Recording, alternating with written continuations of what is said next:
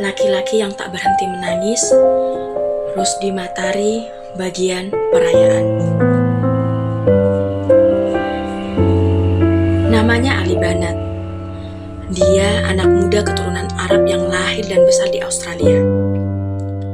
Berbeda dengan kebanyakan anak muda lainnya, Ali merupakan salah satu pengusaha yang beruntung. Hidupnya berkecukupan, punya sejumlah mobil mewah yang rata-rata harganya 5 miliar, aneka sepatu yang salah satu harganya 17 juta, sendal jepit 1 juta, kalung berlian, dan sebagainya. Ali, akan tetapi, kemudian menganggap semua yang dimilikinya tak berharga setelah ia divonis mengidap kanker stadium 4.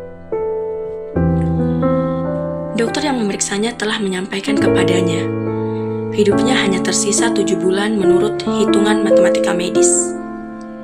Tapi, bukan karena prediksi medis dan penjelasan dokter itu yang menyebabkannya meninggalkan gaya hidup mewah dan memberikan semua hartanya untuk orang-orang tak berdaya di Afrika, melainkan sebuah kejadian di sebuah pemakaman.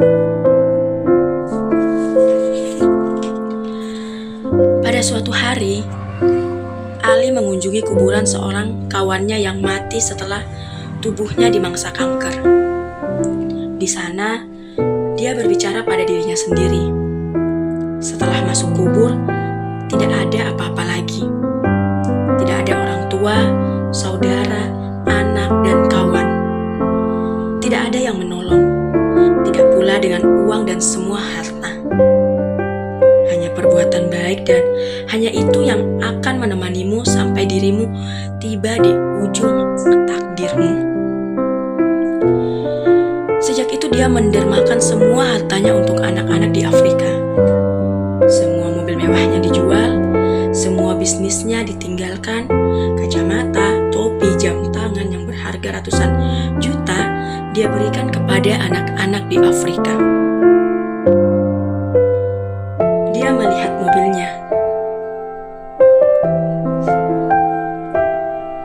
Dia melihat mobilnya seharga 8 miliar sebagai satu-satunya pemandangan terakhir yang ingin dimilikinya.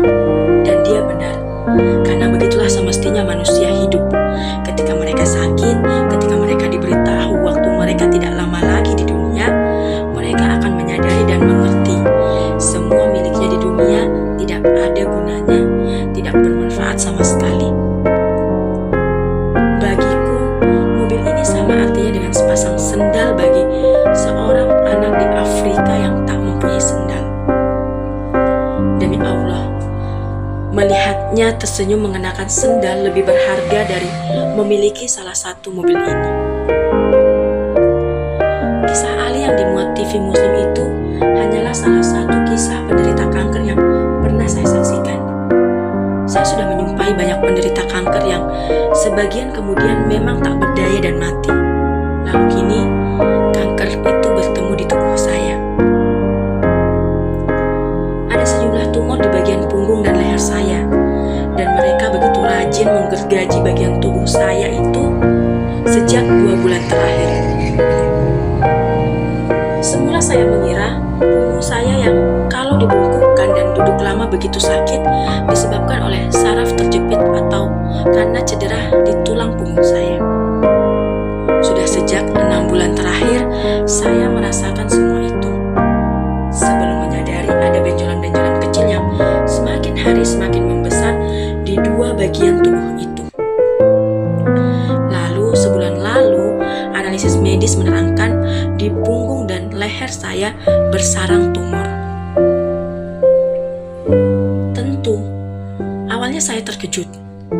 Sebelum ini, saya merasa sebagai orang yang selalu hidup sehat, rajin berolahraga, selalu fit dan nyaris tidak pernah sakit atau kelelahan. Tapi, anggapan manusia seringkali ditelan oleh anggapan mereka sendiri. Dan saya menganggap selalu sehat harus menghadapi kenyataan untuk berkawan dengan kanker yang entah sudah berapa lama mereka mengajukan diri untuk berteman dengan saya dan saya abaikan. Belakangan, setidaknya sekitar sebulan terakhir, ketika saya menyadari begitu banyak yang sudah saya nikmati dalam hidup, saya justru tersenyum dengan keadaan saya karena tumor-tumor itu menyebabkan saya punya banyak waktu untuk menikmati karunia kesendirian yang selama ini saya tidak sadari. Menghirup udara, menyegarkan mata, beristirahat, dan terutama untuk berdamai dengan diri saya sendiri. Apakah saya siap mati? Usia saya sudah menjelang 50 tahun. Sudah cukup banyak saya menelan manis dan getir kehidupan ini.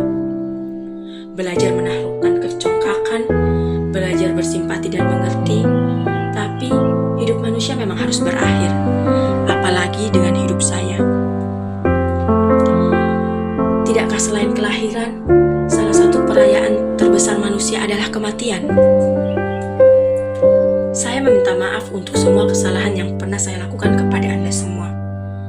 Saya belum bisa saya tebus, bahkan jika itu hanya berupa permintaan maaf dari saya. Juga untuk semua pesan di WA yang tidak saya respon, semua panggilan telepon yang tidak saya jawab, semua inbox dan pesan di Twitter yang tidak saya balas selama sebulan terakhir.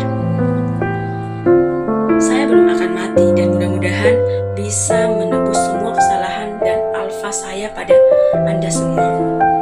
Dan memang saya belum akan mati. Saya hanya sedang merayakan pertemanan saya dengan kawan-kawan baru saya yang rupanya selama ini begitu